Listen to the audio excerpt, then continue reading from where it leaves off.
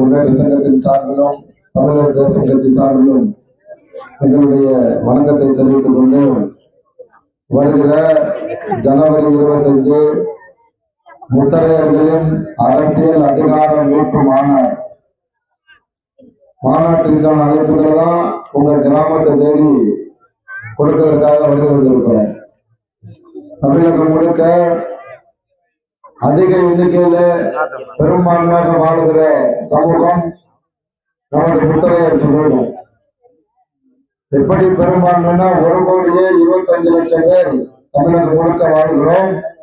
அதுல 80 to 90 லட்சம் பேர் வாக்களிக்க தகுதி உடையவர்கள் நம்ம சமூகத்துல. முத்தரையர் ஓட்டர்ஸ் 80 to 90 லட்சம் பேர். வரலாற்று ரீதியா பார்த்தோம்னு சொன்னா பேரரசர் பெரும்பிடுகு முத்தரையருடைய 1350வது சதய விழா அவருடைய பிறந்த நாளை கொண்டாடி முடித்திருக்கிறோம். பெரிய வரலாறு, அதிக எண்ணிக்கையில இருக்கக்கூடிய மக்கள் தொகை. அப்படி இருந்து இந்த சமூகம் வாழ்ற கிராமங்கள் அடிப்படை வசதிகள் இல்லாத கிராமங்களா இருக்கு. இந்த சமூகத்தை பார்த்து யாரும் பயப்படுறதில்லை அரசியல்வாதிகள். இந்த சமூகத்தின் மீது அக்கறை எடுத்துக் கொள்வதில்லை எந்த அரசியல்வாதியும்.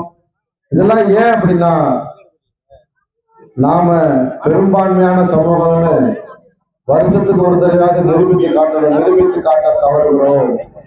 வன்னியர்கள் நாங்கள் பெரும்பான்மையான சமூகம் என்பதை வருடத்திற்கு ஒரு முறை மாநாடு என்கிற பெயரில் பெரும் கூட்டத்தை கூட்டி நிரூபிக்கிறார்கள். அதே போல பறையர் சமூக மக்களும் வெறுமன வாயில சொல்லிட்டு இருக்கிறதுல நாங்க அதிக எண்ணிக்கையில இருக்கோம். வருடத்திற்கு ஒரு முறை மாநாடு என்கிற பெயரிலே பெரும் கூட்டத்தை கூட்டுகிறார்கள். கடைசியா விடுதலை சிறுத்தைகள் நடத்திய மாநாடு, மகளிர் மாநாட்டுல 7 லட்சம் மகளிர் கலந்திருக்காங்க. இதுதான் பெரும்பான்மை. அப்ப யாரெல்லாம் பெரும் கூட்டத்தை கூட்டுகிறார்களோ அவர்களை பார்த்து இந்த தமிழகத்தை ஆளக்கூடிய அதிமுகவும் திமுகவும் பயப்படுறாங்க. அவர்களுக்கு உரியதை செஞ்சு கொடுக்கிறாங்க.